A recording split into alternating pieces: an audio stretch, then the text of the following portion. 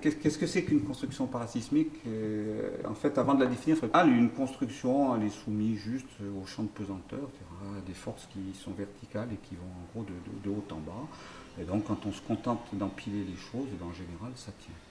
Quand on a une situation sismique, en fait, on a des vibrations du sol et qui se traduisent par des efforts horizontaux sur lesquels les constructions parfois ne résistent pas.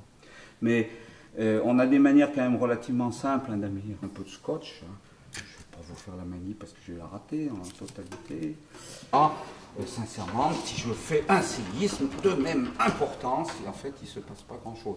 Donc une construction sismique, pour donner des choses relativement simples, c'est principalement quand même assurer des liaisons et une cohérence et une résistance à des efforts horizontaux.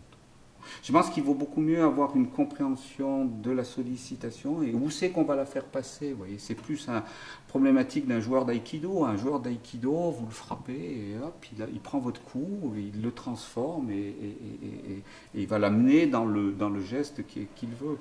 Donc je pense faire une construction parasismique, c'est plutôt avoir cette compréhension-là. Où c'est que je vais faire passer mes efforts? D'abord, quels sont les efforts que je vais recevoir, enfin, en force, mais aussi en fréquence, et comment je vais les faire passer dans ma construction. Donc le but, c'est parasismique, on vise, enfin courante, un bâtiment, on vise le respect de la vie humaine, mais on ne vise pas le respect du bâtiment. Le bâtiment peut être très très endommagé à la fin du séisme, on lui demande qu'il ne soit pas effondré, qu'il n'ait pas tué ses habitants.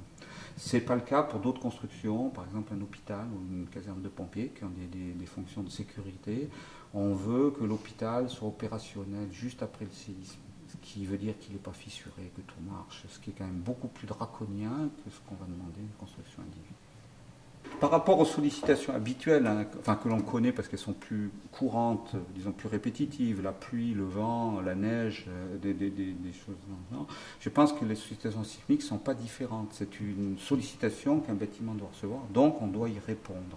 Il faut quand même savoir que le vent, ça touche la surface extérieure d'un bâtiment, alors que le séisme, ça touche les masses internes. C'est ça qui est mis en avant.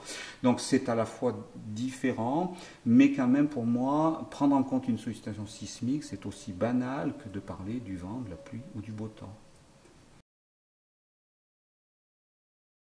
Oui, sur le plan des formes, là je voudrais quand même tordre le cou à un canard, en fait, sur le fait que le génie parasismique induirait des formes simplettes, voire simplistes.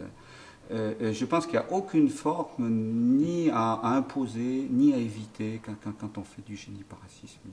Là, je voudrais juste vous montrer, bon, c'est franchement le cas extrême, cas limite, mais un immeuble qui est en construction en Chine, ils appellent ça la tour de télévision, mais c'est plus une tour, parce que c'est une tour qui est fracassée dans l'espace, que fait Remcolas, dans un pays qui est sismique et dans une zone qui est furieusement sismique. Si on regarde les formes qui sont produites, mais il n'y a pas plus tartignole que ça.